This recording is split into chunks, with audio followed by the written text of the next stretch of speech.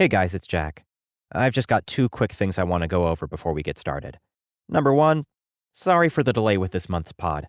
The editing process took a lot longer than usual this time because, number 2, we had some technical difficulties which unfortunately corrupted Jessee's audio file. Luckily, we still had the master audio, so we were able to salvage the episode and we didn't have to do everything all over again. But just a heads up that some of the audio quality isn't the best. But we had a great time this episode and thought we'd share it anyway. So with that being said, I hope you all are staying safe and healthy, and I hope you enjoy the podcast. Thanks.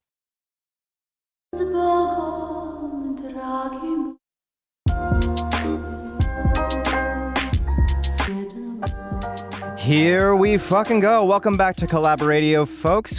Thank you so much for joining us again. This week, we have our special friend, Jetsee, back again to join us. Woo! Thank you, special friend. That's a very nice. It's huge, dude. Do you want me to try? Do you want me to try that again? Do you want me to play something up? That's perfect. I was enjoying the special friend. I was goofing, but I was halfway through saying like special guest, and then I realized but Jetsee's our friend, and it came out special friend. I love this. Look, it makes me feel loved, and I love you guys. Oh, thank you. Oh yeah, but yeah, we have Jetsee here, and as usual, we have Steve, also known as ThinkFishTank, and me, also known as Jack, also known as Jawka, and welcome everybody. Dude, we fucking nailed it just like every week. Always. Absolutely flawless. I prefer intros like that over things that are like too perfect. I don't know. I'm like, can I trust you? Too. It's too perfect. I mean, I guess that way they know it's real. Yeah, it's authentic, right? Yeah, we're doing this for real, guys. Yeah, absolutely. We do this for the art. The art of podcasting. We do it for the art. Yeah. We do it for the fans. The 4 of you that listen to each episode. Yep. We really appreciate you guys. Love each and every one of you. Yes, all 4 of you. Well, I won't say I love them quite so quickly. I would like to meet them first and maybe get to know them a little. But well, Stephen, there's different kinds of love, you see. Oh, sorry. That's true. The love that you have for an admirer or fan is a lot different than the love you'd have for Steve in the room right here. Right. Yeah. I really love Steve right now. Mm-hmm. Yeah, of course. But not in the same way that I would love someone that enjoys my music. Right. Wait, which one's more? I'm confused. Now you're trying to Steve's a little bit of both, you see. I think the implication was having Steve's love is stronger. Okay. Yeah. Just want to make sure. Just want to make totally sure. Yeah. You're validated, dude. You got it. You got it. Nice. You know what's crazy is I've actually never met Jesse, but I feel like I have. It's wild. I feel, and it's like, this is just a funny analysis I have of this, but every time I talk to you, I feel like I'm like a 40-year-old dad talking to my dad friend. Like, hey, what are you doing on the weekend, dude? Hey, you grilling? Like, I feel like the ultimate white guy when I have like bro conversations with Steve. I don't know what it is, but it's like in a good way, like in a funny way. I feel like in another life, like it was like Steve and I would be neighbors and we'd be grilling on in the suburb. Yeah, oh, hell yeah. Straight up. And this, if it didn't work out that we all met online, it would have literally been that alternate timeline. I love how that's how you think of our relationship. I mean, now that you've said it exists. It was one take on it. Obviously, you're a very close friend of mine, but it was like, it occurred to me because I think it was when I was talking to you outside the other week about everything. I just, that was just this vibe of just like, yeah, I feel like in another universe, we'd be grilling. Oh my god, that's funny. Yeah, dude, awesome. Guys, thanks for having me on. Dude, always love thank you for coming back. Yeah, of course, it's fun. Yeah. It's not every day you get to be like, yo, want to come on my podcast? Like, I know it's I know the stereotype. It's gotten so popular. Everybody has a podcast now. But. Yeah, I know, it's wild. Look, if I can offer any advice to people looking to make their own podcast, is make your podcast as niche as humanly possible. Yep. Really, you want to hit the most niche audience. Just so you got to make sure those 4 people listening to you are really going to love your content. That's all I'm going to say from my years of experience. This is the collaborative experience. You're right. Mm-hmm. We are actually on what, like year 3 or 4 of doing this? Really? I don't know that. Really? Already? I don't know. Let me look on at the data. I got the data in front of me that my intern just brought it in. Oh, what's your intern's name again? Phil. Thank you, Phil. You're a gem.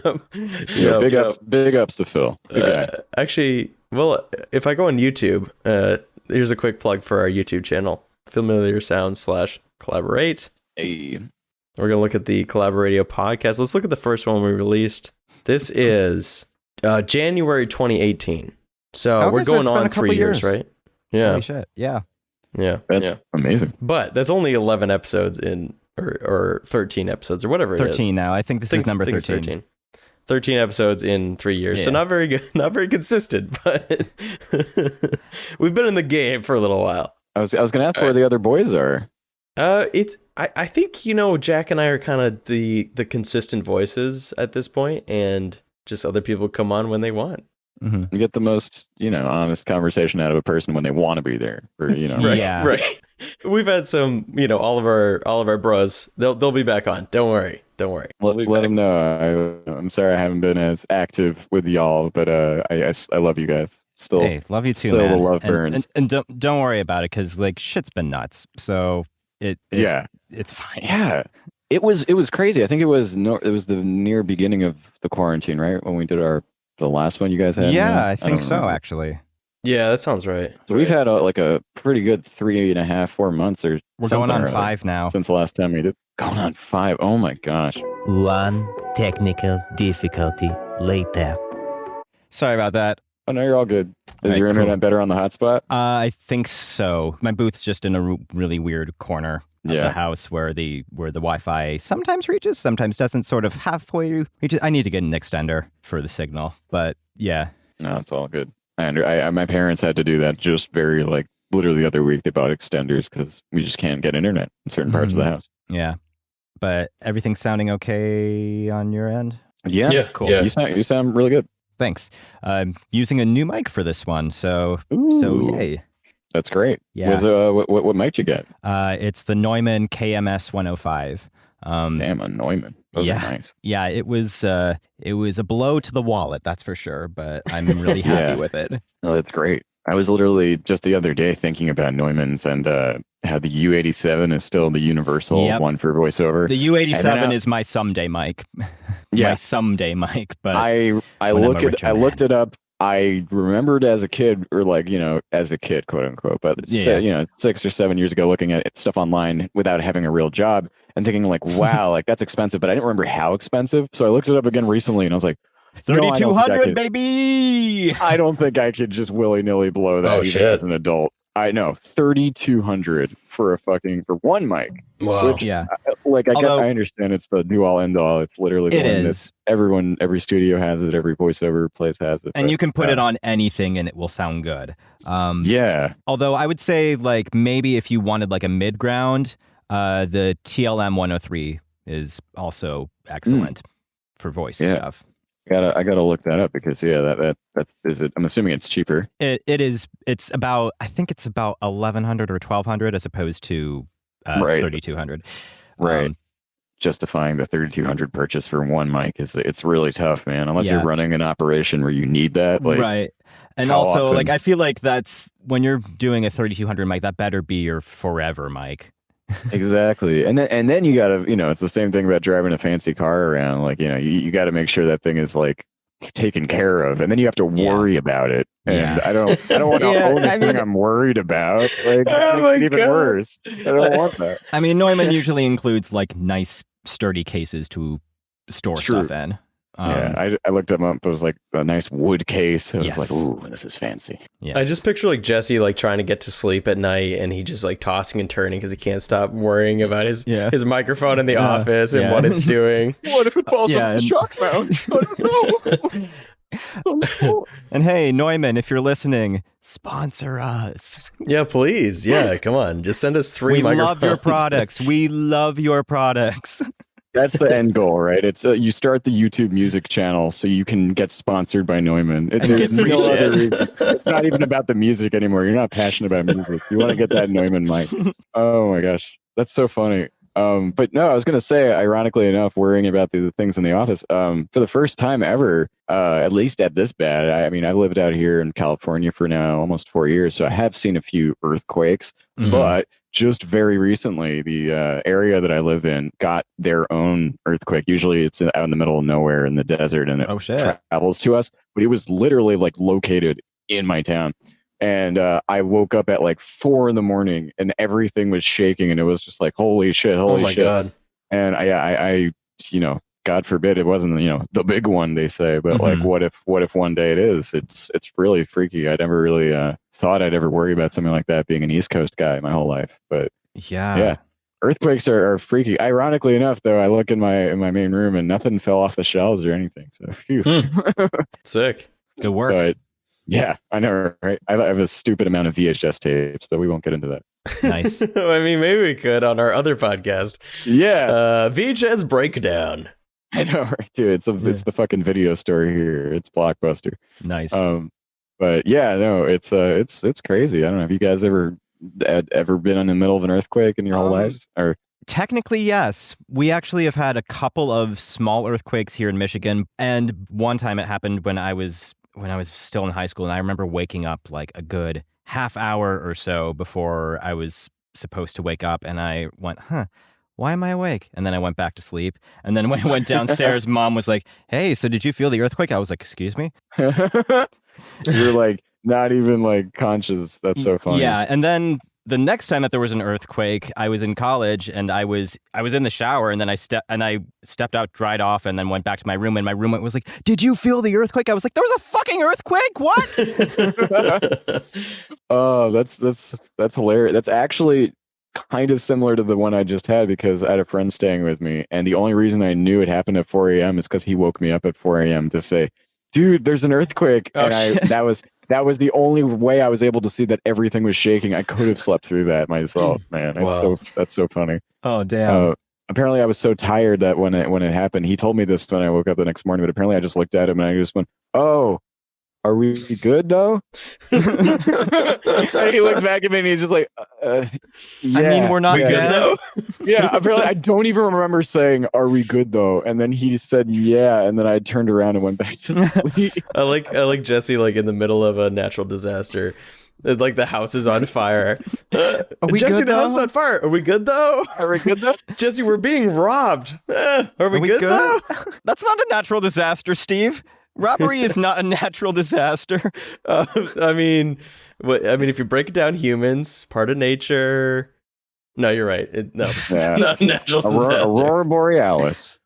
And this time of day. Aurora Borealis. Aurora Borealis. Good Lord, what is happening in there? Localized entirely within your kitchen. If it was happening, if Aurora Borealis is happening in my kitchen, I'd probably just be like, "Are we good though?" Oh, you wouldn't want to look at this it? Episode. May I see it? Are we good though? Are we good though? It's like, well, I guess it's not hurting anybody. All right, back to sleep. Oh my goodness. Awesome. Steve, you were saying you wanted to start a new segment on the show where we talk about the music that we've been listening to lately, and I thought that was a great idea. Well, thank you, Jack. I thought of this idea, and then I was like, wait, what have I been listening to recently? I had the same thought when you mentioned it to me. I was like, let me look at my Spotify recents. Exactly. Up until someone asks the question, yeah. And then you're like, I forgot everything. Sorry. I think we should do this we should do like a round table style. What do you think? Should guests go last or first? I think we give our guests a little time to think. Would that be fair? Yeah, I'm more than fine with that. But give me a second to look at my Spotify. Yeah, sure thing. Jack, do you want to start? Yeah, sure. I'm interested. I think this is always interesting to kind of get an idea of like what people have been consuming recently. Whether it's like singles, whether it's albums, whether it's like a specific playlist. I always find that interesting. Yeah, so lately I've been really into this album called Kiwanuka by Michael Kiwanuka, and he's this vocalist and musician out of, I think he's from London. It has this really kind of oldie kind of feel with it, with a modern kind of indie rock twist, and it's really excellent stuff. Number one, the man has a very soothing voice, and number two, just the vibes he's giving off are chef kiss. Very. Wow. Yeah. How many? Didn't we have a ranking system where it was like something about Pizza guy? Pizza guy? Yeah. Okay, you're gonna have to explain that one. Pizza guy out of 10. You just got looking at each other, going, "Yeah, pizza guy." Yeah. Like, I know nothing what that means. Yeah, you know what, Jesse? If you're a real fan of this podcast, you'd get the reference. Yes. Throwback to what? Is that our I fourth know you episode? guys. I don't know. Listen, Hold on. what is pizza guy? I don't know how it started. I think Pat like made a reference to like something was so good he had to make the face of like the guy, like the stock image of an Italian pizza chef on a pizza box where he's like doing the OK sign. Like the And then I like told this story about how there was like this weed shop kind of near me that uses that on their logo. So it was all pretty. Oh, I think I found it. All wrapped up nicely. Let me see if I can copy this image. This is great podcasting. Yeah, great audio content. Let here, me find an which image for you. Just wait while I search for an image. I mean, our YouTube audience might see it. That's true. We can toss it up right now. Yeah. Yes. There he is. This is like what they print in the pizza boxes. Yeah. Like your New York style pizza delivered right to your door. You know? Hey, it's a pizza. That guy, yeah. That is the perfect react to like, this was good. Yeah, and Hey, it's not good, but it's a pizza. Yeah, just for those of you who are listening not on YouTube and you don't have visuals, just picture this old like middle-aged Italian chef with the hat and everything, and he's winking at you, and he's got the mustache and everything, and he's making the OK symbol, like, oh, this is a good pizza, you know. He's also got a double chin and like a little neck scarf. Yeah, so that's important too. Oh yeah. And yeah, my apologies for that stereotyping there, but you get the idea. I know. It's not your fault. They made it up for pizza restaurants all across America. Someday when it's offensive to do an Italian voice, people are going to come back to this podcast and cancel us, Jack, just so you know. And like, I'm ready to apologize for it. I'm already ready. You know what? I'll apologize right now. I'm sorry for doing that. I feel bad. It was unnecessary. It really was. But are we going to cut it from the podcast? Probably not. Nah. I don't know. Who's going to take that plunge first? You guys or Nintendo with their mascot Mario? Yes. But yeah, that's I was going to ask about what's this Michael Kiwanuka, yeah. Kiwanuka. I was looking at him after you were mentioning it, and it's he's got a Bonobo remix on his latest release. Yeah, I was curious where you found him, if you may have found him through Bonobo or not, but that sounds like it's a more recent remix. A good friend of mine introduced him to me. Okay. By which I mean she introduced me to his music. She didn't say like, "Hey, Jack, this is Michael," and he wasn't like, "Sup." Right. That's really awesome. I gotta check it out. I love that kind of stuff. Yeah, and it has that vinyl kind of feel to it as well. For sure. You got old soul. Yes, highly recommend. Awesome. Sick. And favorite track, they're all really good. I like You Ain't the Problem. I like Hero, and wait a Solid minute. Ground and Light are all like. There's not a bad track on there. I'm on 99% sure I know the song "You Ain't the Problem" because it was in a mix of mine from last year, I think. Oh my God! Is really? it like does it go?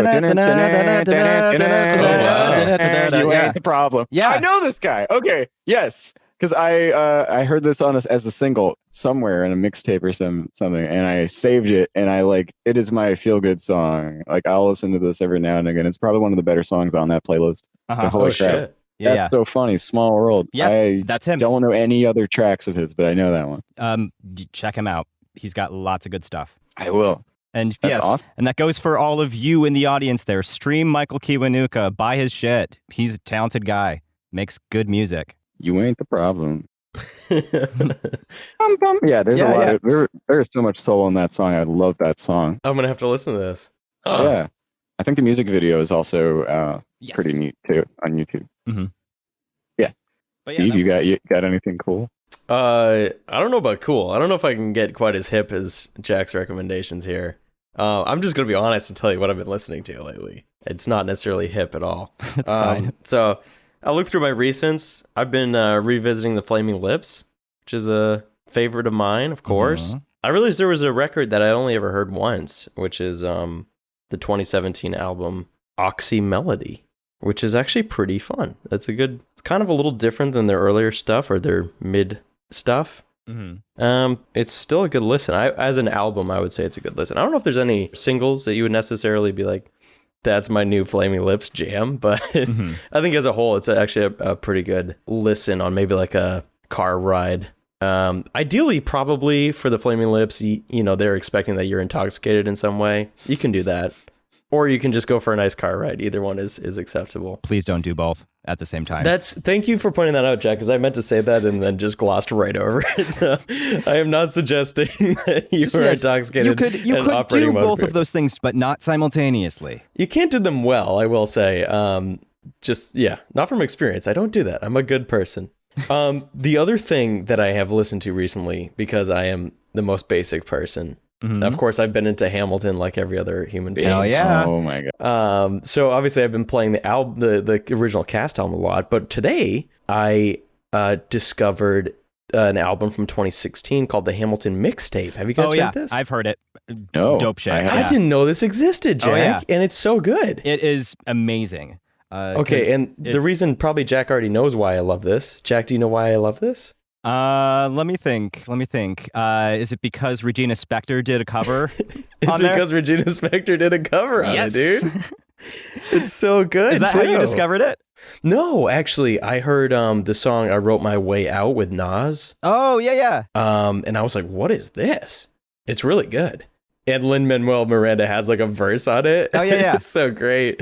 And then I saw Regina Spektor was on the mixtape, and I was like, I gotta listen to this whole thing. And there's like tons of huge name artists like doing covers of songs from Hamilton or doing like outtakes. They kind of do their own reimaginings of some of the tracks. And then I know that Watsky did a rap that was cut from the show. Yeah. That's so cool. So there's some like extra content that wasn't in the show, and there's also another song in there, Congratulations, which was cut from the show as well. Yep.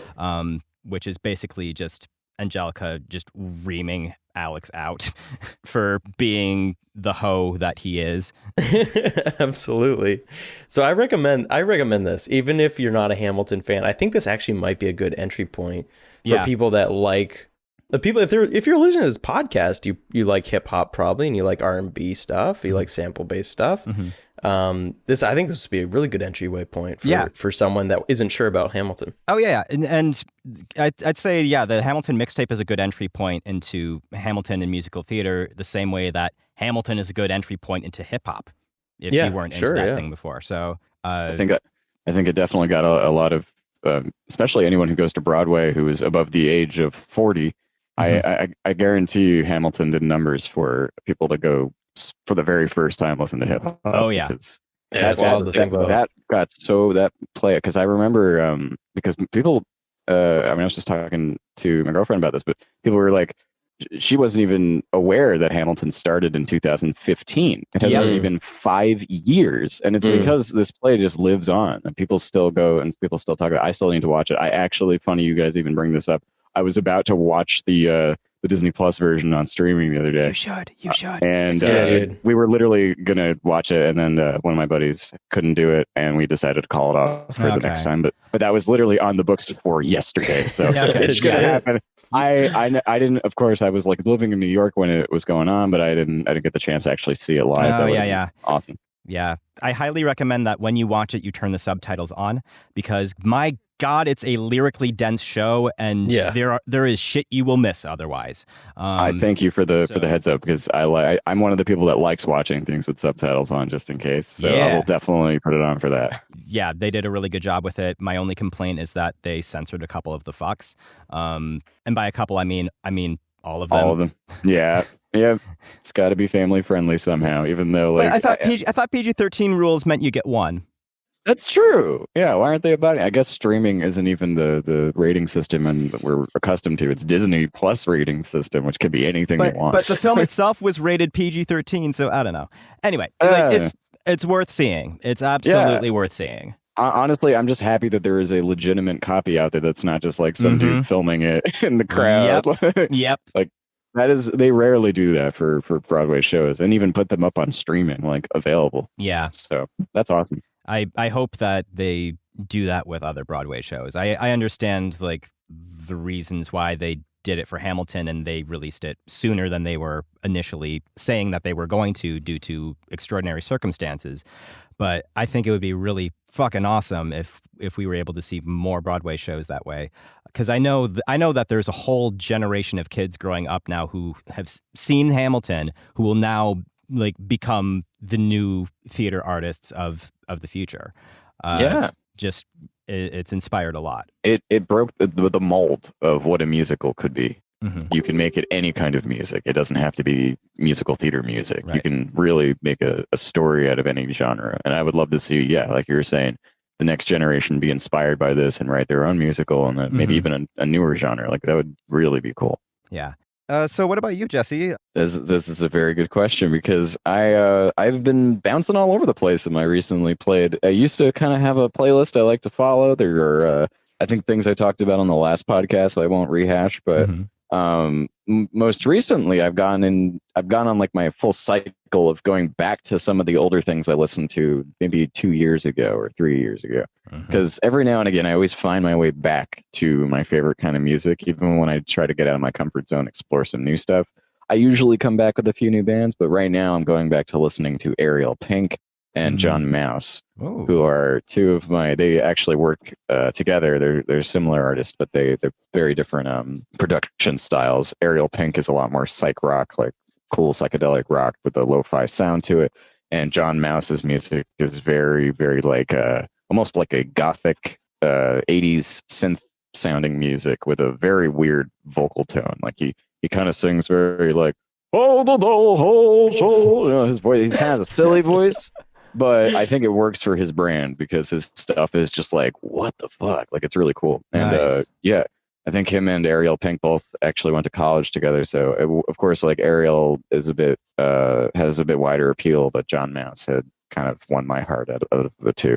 Mm-hmm. He's one of the most interesting artists I think I've ever also seen live, because despite the fact that his music kind of sounds silly and maybe a bit more poppy, enjoyable, or even like 80s-ish, the way he performs his music, he doesn't do that voice like verbatim on his live shows. Instead, he screams the vocals. Oh? So despite listening to it on the record, you would be very surprised to see him perform live, because not only is the backing track still the same that he is singing on, but he is drastically using a different voice. Like, he screams it, and sometimes he's so full of energy that he'll just scream over the instrumental too. Like he'll sing the chorus, and then there's like a break where the beat picks up, but then he'll just go, ah! Ah! Ah! But he gets real into it. And what I was, of course, not expecting was, listening to his stuff on the record, the screaming was not only a surprise, but his fans were surprised. I was not expecting a mosh pit at the John Mouse show. Oh fuck! And I was front line, like sinker, like I like an idiot. I'm a nerd. I show up to the show like 2 hours early so I could be the first one there. Like, I was like that excited to be in the front row. That's the row that was moshing. I shouldn't have done that. I was not prepared for that. Like, maybe you go to a concert and that's going to happen. If you're at a fucking screamo concert, you're fine. Like But I was not. I was expecting to like bop my head to some chill tunes and maybe like bounce around like an idiot. And no, I got literally like mosh pitted. I was trying my best to not fall down and get trampled. Like, I was like, whoa. Maybe I sound like a bit of a noob or whatever. But like when you're not expecting it, you get caught off guard. Yeah. Did you get any battle scars? I luckily hadn't got no. Okay, good. Jesse wakes up in an ambulance 2 hours later after being moshed like into a coma. We good though? I mean, we good though? Like, we're going back to the. I love the running joke, Steve. Thanks for keeping it alive. I got you, dude. No worries. Yeah, but no, John Mouse. He is certainly unlike any other artist I've listened to. Both him and Ariel Pink, two different artists, but definitely check them both out. They have a very eclectic sound, and John Mouse specifically he's a maniac, man. If you watch any interviews of the way he talks, he's like he sounds like a professor who never gets to the point in like a good way. Like where he just keeps talking, and then he goes to the next thing, and then he goes to the and then da da da and da da da da, and then he goes to the da da. It's kind of like the consciousness of the da da da da da da. And it was just like you have to like pause the video. You might like have an aneurysm But like that's what makes him so special. And actually, all of those things I described, I actually love about him. So, you know, even down to him performing live, he says he performs his music different live because he says that live performance is like you know, I don't know, in his words, I can't describe it perfect, but for what he said verbatim, but he was basically saying that it's like where you're totally naked on stage, like you get to express yourself to the fullest. Like music is unlike any other thing, where, you know, he can do that.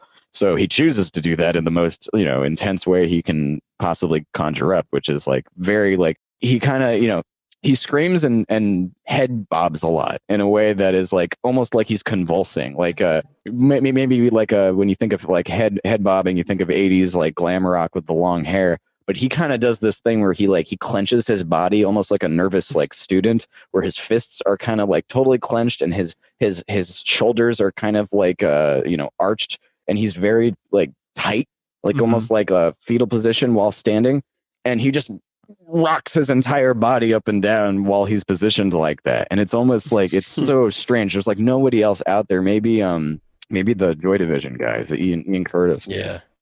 Is the only other person I've seen that was able to be like that weird and like people would embrace it. So I think I definitely think John Mouse worth checking out. Really good stuff. And really original artist. I don't know a single one like him. Damn. All right.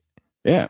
Definitely have to check that out in the description. Mm-hmm. Yep, just pop it in that description. Oh yeah. I will send some John Mouse. Oh yeah, and it will be there. Yeah, if you're looking right now, it's there. Whoa. Oh, it's there. Yeah. Well, if you don't see it, just look further. Just keep going down in the description. Yeah, there's kind of a lot of stuff in there these days, but it's there. Yeah. Buy a t-shirt. support the artist. I don't think we have any t-shirts for sale, but hey, if there is one, it'll be there in the description. Yeah. It'll just say like, "We good though?" It's just like, "We good though?" Black shirt says "We good though" on it. You can 100% have that ready by the time you upload this. Oh my god, that would be the best shirt. You don't even need to like design it yourself. You just use the text tool on the t-shirt website. T-shirts. In Comic Sans. Yes. Yeah. We good though? I would unironically wear that to support you guys. So, I mean, really you end up coming out with, I don't care what it is. I'll wear that. Do you mind if we have like 100% rights to that phrase for distribution? Okay, distribution rights. Nice, thank you. TM. That's huge. But yeah, I'm only half kidding. I might actually make that T-shirt available. I understood we were like, you know, riffing like improv style, but I had a feeling you were kind of serious underneath it all. I mean, comedy comes from a seed of reality or something. They've said that. Somebody said that. Some shit, whatever. You know, the things you'll laugh at, or the things, something like that. Anyway, I love how we went from like, yeah, we'll make this ridiculous T-shirt. Wouldn't that be ridiculous? Unless. Sometimes riffs become so good you have to follow through. I'm just saying. What if I put my T-shirt idea next to yours? Shit. Unless. But yeah, music is cool. Check it out. John Mouse is dope. And thanks for asking me about my recently played, you guys. Yeah, of course. And props to Steve for suggesting the segment in the first place. Hey, thank you. Yeah. That was fun. Yeah. But Jesse, we were thinking, what if we took a listen to one of your releases? Bagels. Yeah. I'm kind of hungry. Yeah. So I could definitely I could go for some bagels. I could definitely go for some bagels. I mean, you know, you guys, it's your show. You want to do this? I'm more than happy to go along this journey with you. It has been a good 3 years since that album came out. So whatever. I mean, sick. Literally anything and everything is welcome.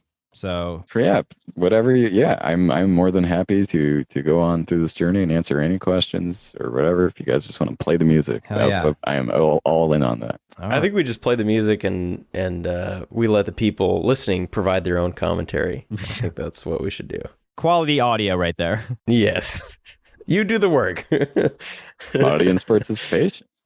Jesse, my first question before we get into the album is, what is your bagel of choice? I've always wondered this about you. This is a very good question. Thank you. Despite, albeit I know it is in my genes, it is in my Jewish heritage that I should just say bagels and lox or something, you know. But I gotta say, I'm more of a whitefish salad kind of guy. Ooh. I'm also a big fan of the old bacon, egg, and cheese on bagel. Yeah. Bacon, egg, and cheese bagels, dude. Oh my goodness! And there's a place down the block from me, by the way, that is, despite being in California, it's called Noah's New York Bagels. I think it's a chain. Oh, you were telling me about this. Yes, I know. I knew it because you were talking about you did the Dunkin' bagel, and I was just like, all right, you know, got to respect whatever the man's got. But I literally have seen. No, I'm not just I hate on Dunkin'. I like Dunkin'. You're trying to hate on Dunkin'? I live in fucking Maine, dude. Come at me. I will not hate on Dunkin' because that company is too big and scary. No, it is kind of trash. Let's be honest. Let's be honest. Unless they want to sponsor us, in which case. Oh, unless they want to sponsor us. Yeah.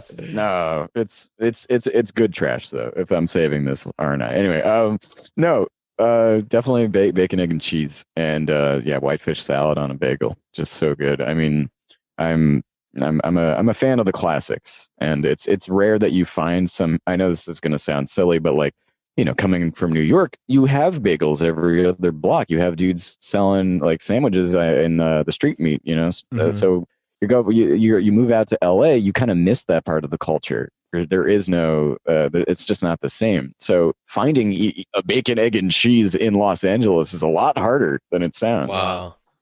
So when this place was there, it was a bagel shop. I wasn't, you know, I didn't know what I was expecting. And then when I saw bacon, egg, and cheese on the breakfast part, I'm like, okay, this is my new go-to spot. They're all right. I got this place. Nice. So yeah, bacon, egg, and cheese bagel, whitefish salad bagel. Those are probably my go-tos. Oh yeah. Walk me through, because I'm unfamiliar with the whitefish salad. Walk me through what that is. So this is something that I think my dad introduced. I don't know how, where it really comes from. It might also be a Jewish thing because it's not very common, but you can find it in some markets. But it's a spread. Like, it's not fish, like like it's not meated, you know, it's not pieces of meat. It's a spread, but the spread is like, oh God, it's like smoky. It's got like the texture kind of like not cream cheese. I'm trying to think of anything else to compare it to. Okay, here's a good comparison. It's like mayonnaise with fish grinded into it, because it's basically large smoked whitefish, cup of mayo, you know, some lemon juice, and some onions in there, and it's just all grinded up into this thing. And yeah, I think they just sell it in some Jewish delis. You just spread that on the bagel, and that's it. Because it's got all of those things in there, you don't even, like, you know, maybe you could throw a tomato on top of it, but you're good. Like, it's got it's one of my favorite spreads. And yeah, I did look it up. It is a Jewish thing, but you could find it where you guys are, anywhere. It's definitely worth trying on a bagel. Sweet. Yeah. All right. What are you rocking? Like a everything bagel, or? I don't know why I'm really going hard on the bagel talk here. This is the build-up before we actually talk about the music. It's like actual bagels. Just delaying the inevitable for some reason. That's a good question. No, I mean, I'm boring when it comes to the bagel itself. I try to talk about what I put on my bagel for as long as I could to stave off the real answer. But I'm a plain bagel guy. I'm sorry. Gotcha. I can tell by looking at you. You're a plain bagel. Thank you. I can't even argue with that, because yeah, you're right. Oh my God. But yeah. All right, boys. Let's stop delaying. Let's get right to the meat of this podcast. All right. Or the whitefish salad of this. The whitefish. Yeah. Oh, great. So much for bagels. So much for what? Let me try one of them BAGELS I keep hearing about. What's the BAGELS sample from? BAGEL. Japanese? Get on it. Bagel? I don't mind if I do. Toss me an apron. Let's bagel. Nice. All right, cool. Beautiful. All right, track number 2, ladies and gentlemen. This is Bagels. Oh, yeah. Title track. Nice. Dude, here we go. Okay. I'm about to freestyle on this. Hell yeah. I'm just kidding. I will not do that. Everyone was worried listening to the podcast. They're like, oh shit, don't do that. Please, white boy, do not. Now, Jesse, where do you stand on like talking about your own samples? Do you like to reveal them, or are you more kind of like let the people figure it out kind of guy? I think it depends. Certain ones I don't mind. Certain ones I may mind, just because when it's obvious enough, I like talking about it. Or most of the time when it's the vocal that I sample. But sure. But yeah, I'm also of the firm belief that sampling things introduces people to the artist that they sample, and then by practically you're also helping out that artist. So in that regard, I really don't mind at all. Right. I mean, if you want to tell us any samples at any time, I'm all ears. I enjoy hearing that kind of stuff. But absolutely, if you want to be secretive, I get it. I will tell you the ones I remember, because there are also ones I do not even remember. I'd have to look at in this session. Oh yeah, I remember this one. This one's great. I like that bass. Thank you. This is track 3. We used to play out in the rain. Okay, can you tell us about this sample? Because I was curious about this. This is a very good question. Yet again, the wrong one, because I do not. I will say the ones I can answer, I will. But right now, this was made about 3 years ago, and I cannot remember for the life of me this one. When I find it, I will come back to you, because I think there is a YouTube playlist I made hidden that has all of them, and I'm gonna try and find that for you guys. Cool. Okay, yeah. And just as far as like your sampling process was concerned, I forget. We probably went over this the last time you were joining us. Did you actually like sample vinyl, or were these digital samples? These were digital. Unfortunately, at the time I made this, I didn't have a setup for ripping vinyls. So whatever I had, I tried. But there was a bit of a process with physical vinyl to find the samples. Because sometimes I would go to the record store, I would take note of some of the albums that I'd like to hear, then I'd pull up those albums on YouTube later, and then I would go from there, finding, well, what other albums did this artist create, and I could pull up their discogs, and I go, oh, they have one from the 70s. I'll look up that one, and then I find a song that's like track 7 on that album, and it was basically just going from one place to the next place to the next place, and then I found it. So there is a bit of a search for it. It's not just like googling the words samples and finding someone else's findings. That's kind of cheating. Yeah. Track 4 is called Judilla. Yes. Great track name. Whole album is. Right here, I'll let it speak for itself. That was a little sample from a J Dilla documentary where they were talking about Dilla's process. Oh wow, I need to see that. Yeah, it was some clip. I don't know if it was a full documentary, but they were all they're chilling with Dilla, and he was just making beats while his friends were goofing around. Yeah. Oh, you put in the Dilla siren. Yeah, there's the. I always know, but any hardcore Dilla fan will recognize that tribute, right? Yeah.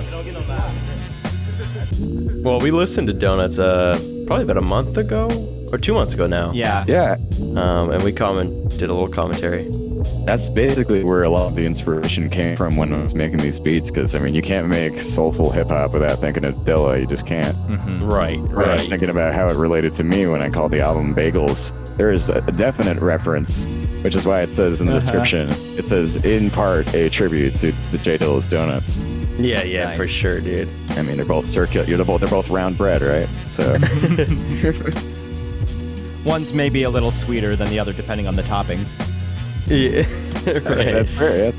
So you don't put whitefish on a donut traditionally, but I could.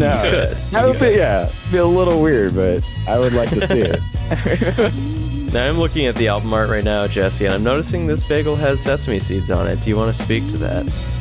So it's more visually appealing. Next. No, I'll still eat a bagel with sesame on there. Who did the art on here? It's really good because there's like a bite out of the bee.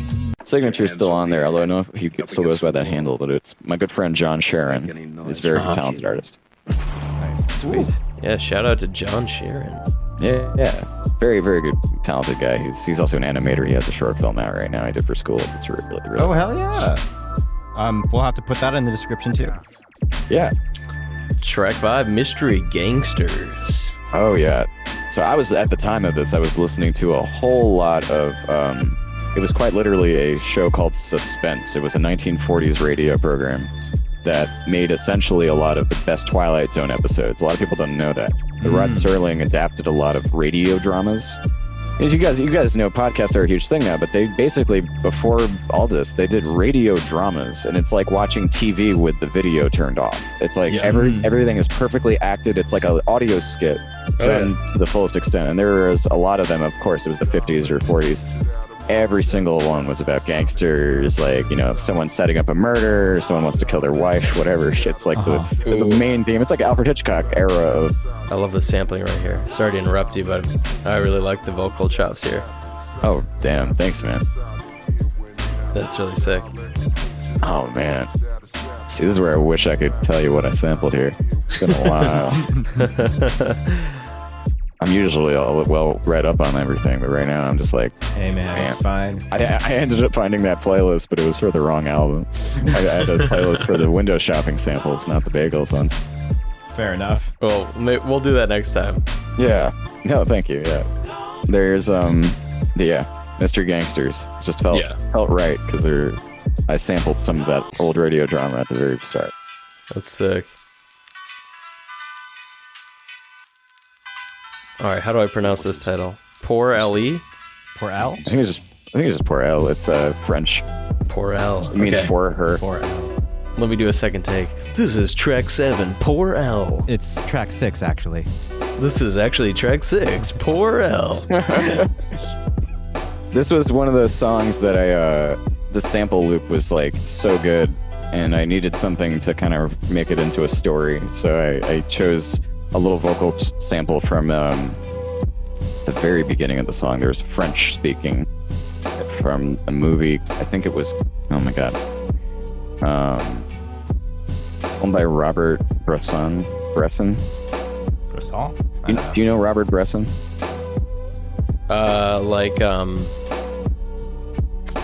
He's impressionist filmmaker from the 60s, and sampled. No. Oh, so his films are great, but I sampled a film that he made called A Gentlewoman. Oh. It's the first bit you hear at the very begining. And it was impossible to find a working copy of that, so I had to look really hard for it, and I ended up sampling it off of... I think Dom might actually be familiar with his work, because that name is ringing a bell, and I know that Dom has seen a lot of like old French films as well. Oh, that's great. I would love to talk to him about that. But yeah, that was where the framing came for the title and everything to be in French. Yes, this is dope right here. But it's funny because the girl in the film's named is Elle. But when I looked up the translation, it just meant her. So the song still was worked out as for her. Right. To be for Elle. Guys, this is track 7. This is called Nothing Left. I recognize that sample at the beginning. Oh yeah, that is the go-to sad lo-fi hip-hop sample. This was before it was used and abused. Yeah. But that is like the I Don't Love You Anymore Goodbye from the Natalie Portman film. Closer, right? Pink Hair. What's it called? Natalie Closer, right? Poster? Closer. Sorry. Yes, that is it. That is the movie. I just thought it sounded like a dope sample. That's why I put it in. It is a dope sample. These drums are dope too. Yeah, this is really clean. What? Oh. Sorry, you were gonna say that? Yeah, hang on to your thought. I was just gonna say, how long did you work on this album? These are certainly beats that maybe had been laying around for over a year or so. I would say in combination, anywhere from the moment window shopping ended, which was just the year before 2016. So anywhere from March 2016 to March 2017. They were on and off. I'd get inspired. I ended up making most of these beats on the go. Usually on a trip, I'll take my laptop with me and make beats while, on the train or something, looking out the window. Yeah. It feels like the best way to get in the zone. There's no distraction. It's just you and the beats. Yeah. I'll pack a bag, so to speak. I'll pack a sample folder and then just go somewhere and see what I can do with the limited resources I have available. Yeah, I like that approach for sure. It's a lot of times when people are using like hardware stuff, they find that you're forced to be creative when you have like a limited number of things. I found that to be true too. Yeah. That's it. I mean, and that's the thing is that you can sort of set yourself up that way doing that digitally if you have the right headspace and know where everything is. So yeah, we talked about FL earlier, but you're an FL guy, right? Is this all done in FL? The track you're hearing is all made in FL Studio. I'm only just recently tried, branching out into Ableton, but I'm very much an FL boy at heart. Hell yeah, dude. There are a lot of things I didn't know about production when I made these tracks, but I almost think, like you were saying, like the less is more thing. I don't know if I could recapture what I did on this album, which is good. Right. Yeah, that's a cool feeling. Yeah, when you're at a certain age and, your 20s, you're still maturing. So even though this is only 3 years ago, I'm 26. I made this when I was 23. Wow, you're a baby. I am a baby, I know. I'm about to turn 27 in 2 hours, so Oh hey, I just turned 27 the other week too. So yeah, dude, welcome, 27 brother. Boys, let's go. I'll always be a baby to someone that's like 8 months older than. But yeah. Oh, sorry, that track was called "What You Want." That was track 8. What You Want. Yeah. And this one. This one's called Invisible Clouds, track 9. You're listening to Jetsee. Only on CollaboRadio. Nice. This was actually, fun fact, was the last song I made for this album. And I decided to put it in the middle because obviously you reorganize things from time to time for, album listening purposes. Right. I love this little breakdown here. Yeah, this is cool. Yeah, that was some fun. Like, I played the sample backwards for the second part, so it's actually just the same chop but played backwards. Oh, smart. That's an old but neat trick to try every once in a Yeah, it's while. a classic trick, man. I always forget about it though, but it's so good. Yeah. Oh man, this one I could tell you the sample for. That is Leonardo DiCaprio in The Wolf of Wall Street. Yeah. I just recently sampled that. not the same sample, but that film. That part is it's just hype. I just want like a clip of someone getting all hype and screaming before the beat drops, and that was just what was there at the time. I don't remember. Hell yeah, dude.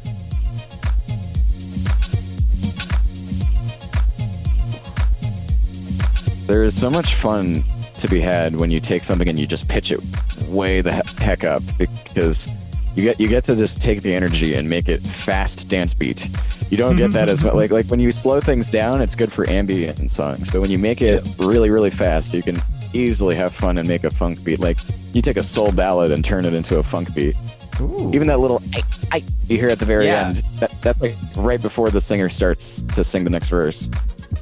And I just cut it off because that was right when the loop sounded right. Yeah, it's almost having those little clicks of people going before it starts again. I don't mind it. I don't think it intrudes on it. I actually think it adds to the, I don't want to say sloppiness, but the rawness of just keeping the sample the way it is. Yeah. It does feel like something that was sampled on a MPC or something like that, where it's just kind of like a quick cut, Like you don't have the fine tuning. You're just like, yep, that's good, and it just feels very authentic. That's where I like the parts of FL a little more than Ableton, because I think with FL you are forced to use kind of old technology in a bit of a way, because the way this was pitched up, it was just sped up using the natural playing the song fast speed style. Not the algorithmic, you can speed it up, but the audio stays the same pitch thing that Ableton has. It almost feels like there's and correct me if I'm wrong for Ableton users out there, maybe there is just a way to do the natural pitch the whole thing. There is. So yeah, I didn't know how to do it any other way. So I think because I'm just playing this fast mode, it felt kind of fun. Yeah. And now we have an interlude. Oh yes. The baby's sleeping. There he is. Guys, I forgot to say the name of the last track. It's so good too. How did I forget this? Telephone fucking terrorists. Yes, that was Telephone Fucking Terrorists. This is the interlude song titled Interlude. Can you tell us about the title Telephone Fucking Terrorists? Well, sure. I just explained it. Leonardo at the very beginning of Leonardo DiCaprio's sample. Oh, right. He quite literally says it's the just words a reference to the sample. Okay. To the actual sample. He says, you be ferocious, you be telephone fucking terrorists. I was I was so lulled into a state of pleasant entertainment by the song that I forgot everything about it. You are all good. That was a great interlude. Thank you. This track is called Come In Part 2. Where's Come In Part 1? On Window Shopping, there was a track that was called Come In, and it was a very slow kind of piano beat, and I felt this was almost a series version of it. But it's kind of decorated with some more Jay Dilla recordings of him and his friends messing around in the studio.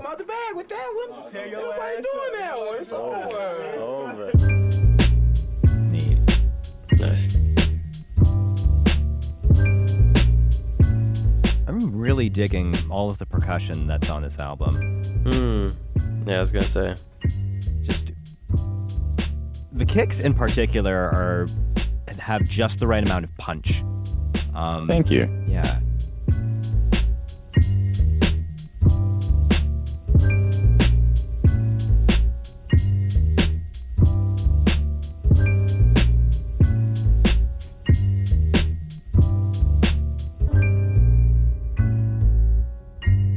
Also like that acoustic bass. I've got to catch Cheetah if I'm ever going to get out of this deadly fantasy land.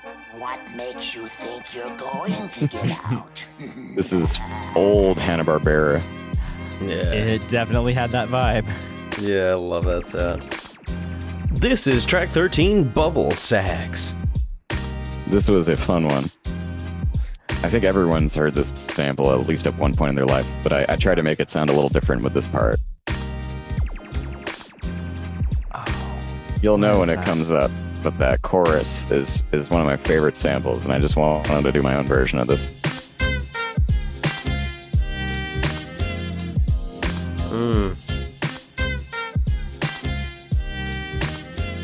Tasty. I want that sample of Jack saying tasty. That was good. Slap that right on there. Tasty.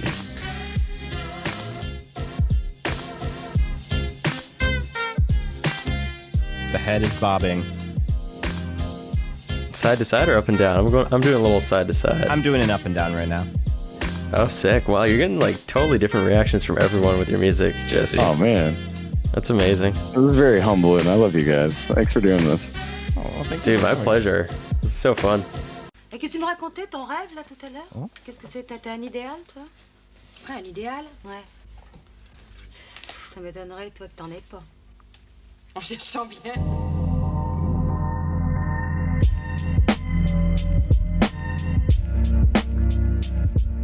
This is track 14, Dig Deeper. Yes. This is actually funny enough. A friend of mine does an animation podcast, and he ended up picking this song for his podcast.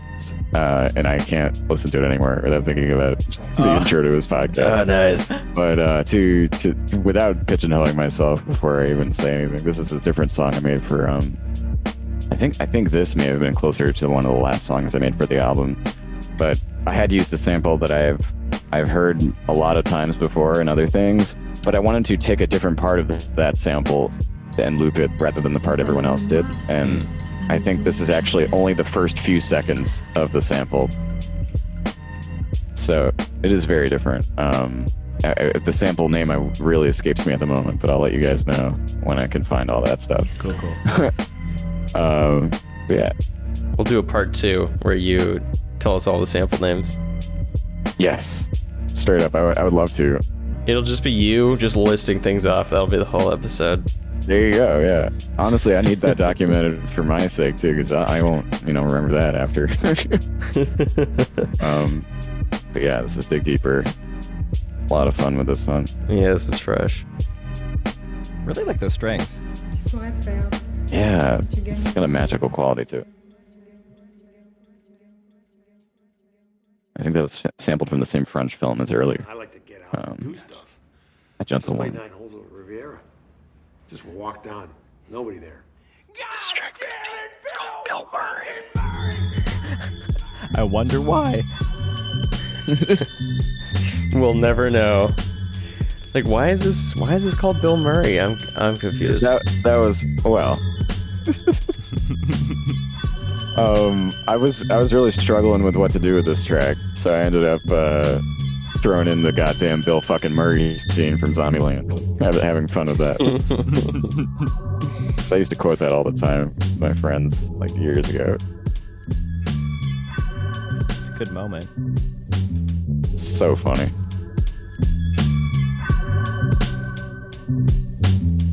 This sample had such a dope bass line. I had to bring that out. Yeah.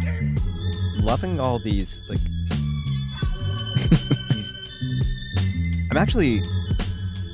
I'm having a hard time telling if that's an acoustic bass or if that's an electric bass. It's a good question. It is the same bass that came on that sample, so I'm unable to confirm what they did on the original recording. Fair. But it sounds pretty acoustic. It's dope.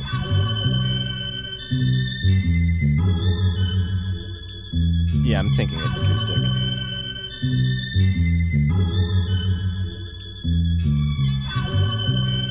Acoustic bass just hits different. It does. And coming up next, in my opinion, there are a lot of good songs, but my personal favorite is Yo. I actually really like this next song. Oh, yeah.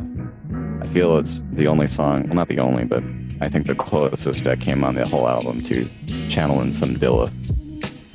Ooh. This is track 16. Yo.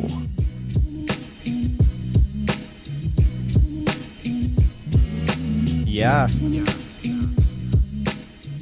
That was cool. That was so trippy Jack for me. said yeah, and then the sample said yeah. It was like perfect. And then it was, we said yeah simultaneously, and it was echoing in my ears, and I was like, what the fuck? That was really spooky, dude. Oh. Yeah. But yeah, I am definitely getting Dilla vibes from this one, Jesse. Yeah, this isn't the only time I've gotten Dilla vibes on this album. Yeah. Well, thank you. I was hoping I did him proud. Did his legend some justice, because his music is, like, without it, I don't think I would be making the kind of music I make.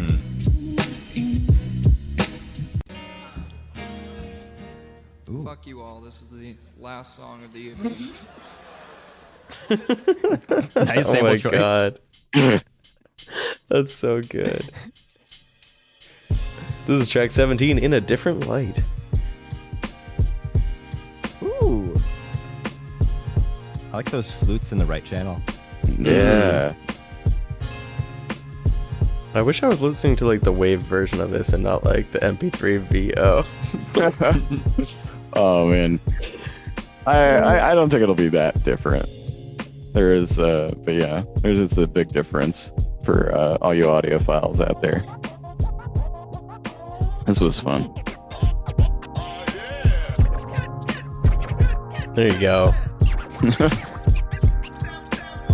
Gotta throw some classics in there.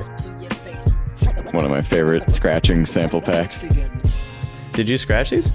No, sampled. Oh, okay. I was just saying, it's one of my favorite, like, because, you know, those ones have been around, like, Linkin Park used those. Those are old. Oh, dude, yeah, like the, oh, yeah, that's been... It's so classic. I don't even know how old that is. That, like, probably... You could probably track that back to, like, the very beginning. Oh, my God, yeah. It's wild to think about how long some samples have been going on. Time to go to bed. Early to bed, early to catch the worm. Perfect, dude. This is great. Oh, my fucking God. I love that you used that Luigi sample. It was almost too perfect, because he was like, it's time to go to bed. I'm like, yep, it's the end of the album. And then he ends it with, or is it the bagel? Yeah. Bagel. And it's like, that's right. We're back to the beginning where it's bagels. So that's great. Wow, you could just loop the album forever. Yeah. Back in. You should too. Yeah. That's my recommendation, is you loop this album forever. Thanks, dude. Dear listener. Seriously, this whole call has just been a humbling experience hearing you guys, because I know, you know, coming from fellow artists, it's also a big you know, it's different hearing it from y'all, and it made me feel real good on the inside. So thank you for reviewing this in real time. Yeah. Yeah, it's always good to talk with you, Jesse. Dude, same. Just you are definitely amongst the chillest dudes that I know. Yeah, for sure. You're the Mount Rushmore of chill dudes that we know. I mean, there's Pat, obviously. Pat is the first one, the chillest dude.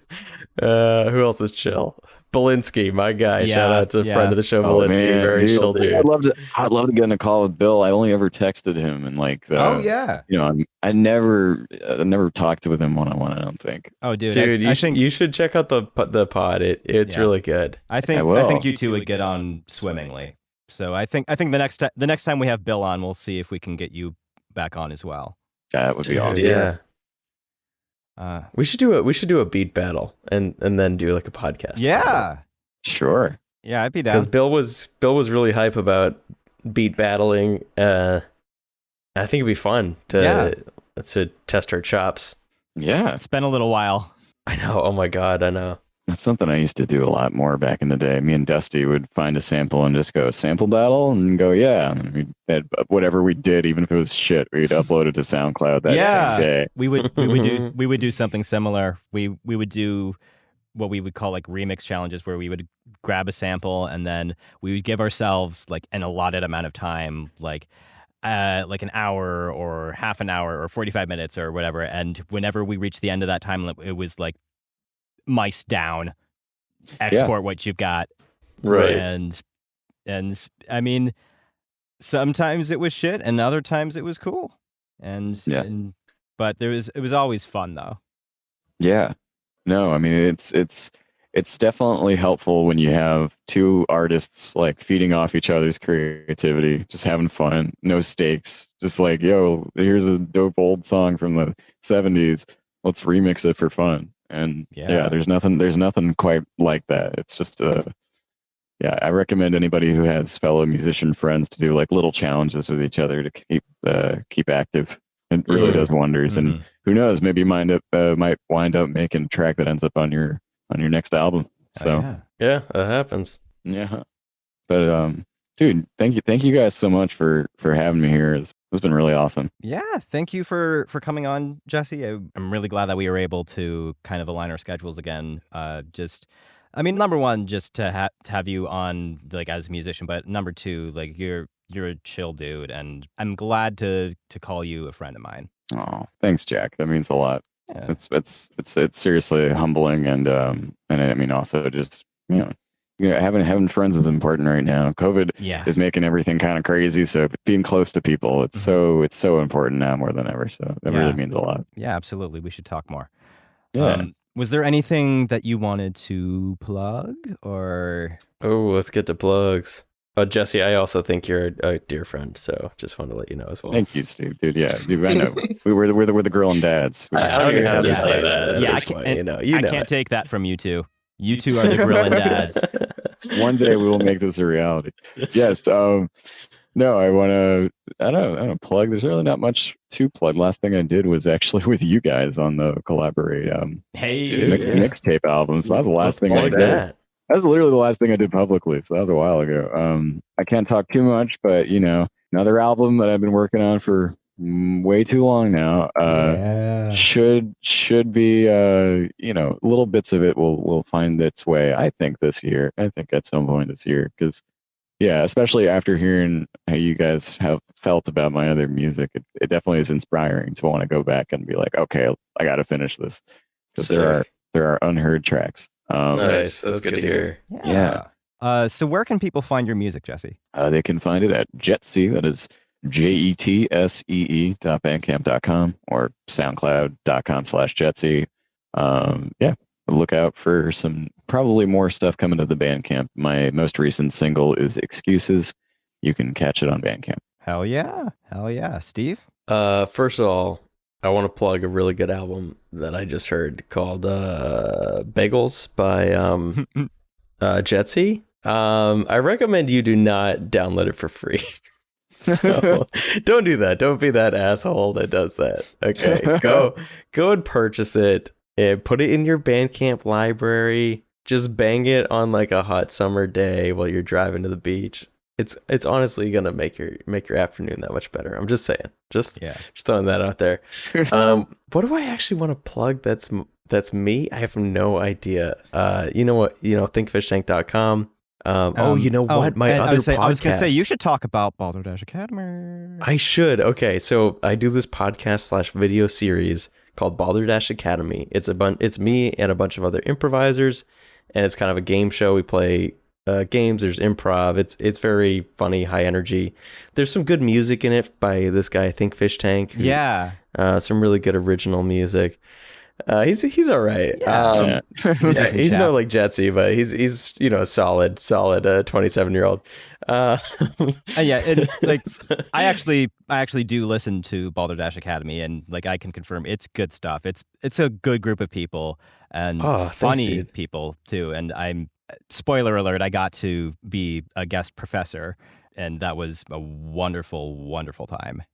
Yes. Yeah, I was gonna say. So Jack, check that one out. We just recorded. It's not up. It won't be up for a little bit because we're like backlogged. A few months. But it will be up. And when it is up, I will plug it again on this show.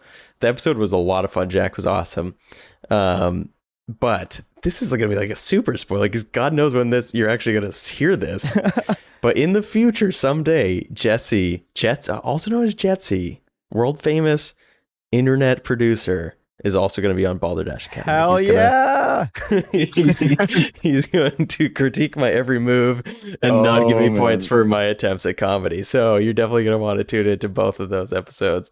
But yeah, you can find us on anywhere you find podcasts and on YouTube. It's called Balderdash Academy. I like that was like the big E3 reveal. It's like Jetsee will be on Balderdash. Oh shit! I'm loving that.